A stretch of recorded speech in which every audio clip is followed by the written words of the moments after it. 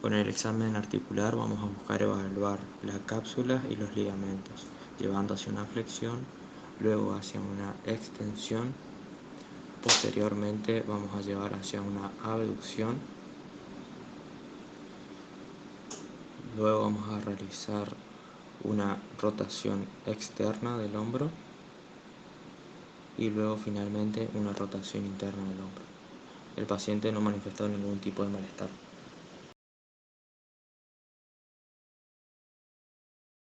Para la movilidad activa se le pide al paciente que realice el gesto de flexión de hombro, observando cómo el movimiento es acompañado también por la escápula. El paciente no presenta algún tipo de malestar. Luego se le pide una abducción, observando también el movimiento de la escápula y si hay alguna suplencia. En este caso, no la hay. Luego pedimos un movimiento de extensión con el codo flexionado. Lo realiza nuevamente 3 veces. Y luego un movimiento de rotación externa.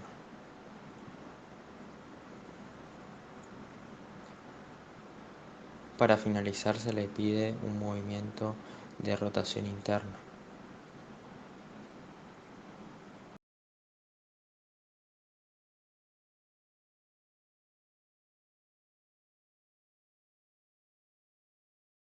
Para la palpación iniciamos palpando lo que es la escotadura esternal y luego nos dirigimos hacia la articulación externo-costoclavicular. De allí nos proyectamos lateralmente y palpamos lo que es el borde anterior de la clavícula y cara superior de la clavícula y nos dirigimos hacia lo que es el acromio. Una vez palpado lo que es el acromio, nos dirigimos anterior e inferiormente y palpamos lo que es la apófisis coracoides. Una vez identificado la apófisis, nos dirigimos hacia lo que es el troquíter por debajo del acromio y luego identificamos lo que es el troquín, asegurándonos con una rotación de hombro, una rotación interna y una rotación externa. Para la palpación posterior iniciamos palpando lo que es el acromion y nos dirigimos posteriormente hacia lo que es la espina de la escápula. De allí nos acercamos al borde medial y palpamos lo que es la dorsal 3. De allí nos dirigimos hacia el borde medial de la escápula y comenzamos a descender por el mismo borde hasta llegar al ángulo inferior de este hueso. Para la palpación anterior podemos iniciar palpando lo que es el trapecio y luego el esternocleidomastoideo, pidiendo al paciente que rote su cabeza hacia el lado contrario. En esta vista podemos observar la palpación del supraespinoso, infraespinoso y redondo menor. Luego se va a dirigir hacia la palpación del pectoral mayor. Posteriormente se palpa lo que es el deltoides. Luego se va a palpar la masa muscular del bíceps braquial y finalmente del tríceps braquial. En esta vista posterior podemos observar la palpación del músculo supraespinoso e infraespinoso rodeando lo que es la espina de la escápula. Posteriormente le pedimos al paciente que realice una flexión de hombro y allí podemos apreciar los músculos redondo mayor y redondo menor. Luego palpamos lo que es el músculo dorsal ancho y finalmente palpamos lo que es el serrato anterior.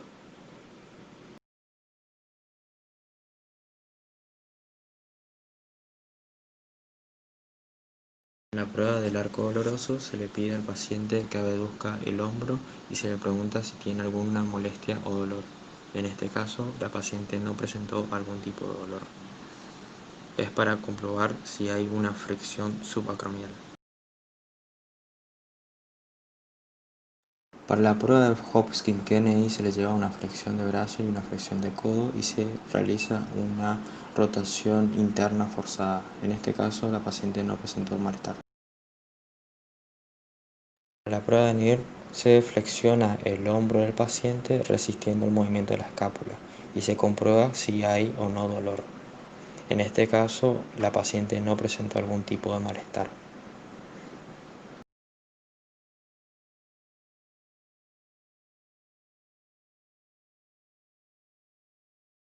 Para esta prueba se le pide a la paciente que resista el movimiento y el kinesiólogo va a intentar realizar una rotación interna. En esta ocasión se puede observar que no cede. Para la prueba de retraso de la rotación externa se le lleva una flexión de codo y una rotación externa máxima y se aplica fuerza y se suelta el brazo. En esta ocasión puede observarse que la paciente mantiene el brazo en posición. En la prueba del despegue se le pide al paciente que dirija su mano en la región lumbar y que la separe de la misma. Luego se le pide que vuelva a relajar acercando la mano en la región lumbar y vuelva a repetir la maniobra. En esta ocasión se puede observar que la paciente puede realizar correctamente. En la prueba del retraso a la rotación interna se dirige el antebrazo por detrás del tronco y se aplica fuerza y se suelta el brazo. Se comprueba que se mantiene distante el miembro superior del tronco.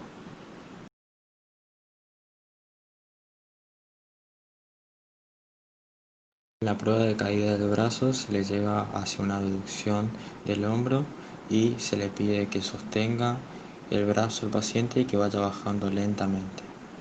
En este caso se puede observar que la paciente está capacitada para realizar este movimiento, por tanto no hay un desgarro del supraespinoso.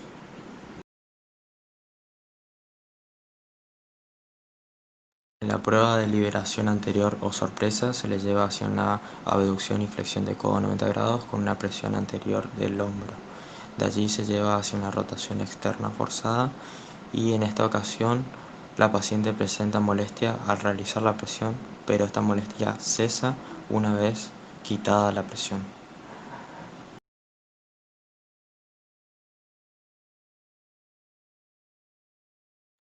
Prueba de aprehensión. Se le lleva hacia una abducción y una flexión de codo 90 grados y se realiza fuerza sobre el tercio superior del húmero. No presenta algún tipo de malestar el paciente. En esta prueba se le lleva hacia una abducción de 120 grados y se realiza una fuerza hacia arriba sobre el tercio superior del húmero. Luego se le realiza una presión sobre el hombro, la cara anterior. En ninguna ocasión presentó molestias.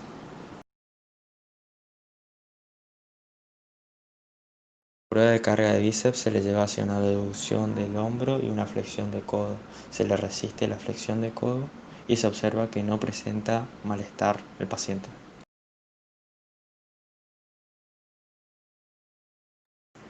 Para la prueba de provocación del dolor se le lleva hacia una abducción de hombro y una flexión de codo de 90 grados y a una supinación máxima. Luego se le lleva hacia una pronación máxima. El paciente no presenta malestar.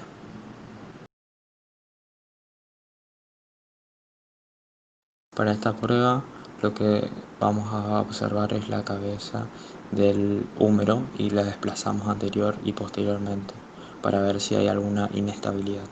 En esta ocasión no la había.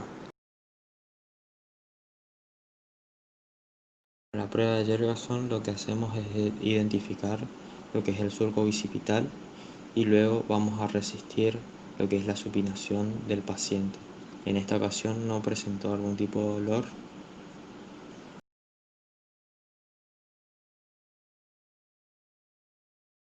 En el test de Apley podemos observar cómo no posee algún tipo de limitación el movimiento que realiza la paciente.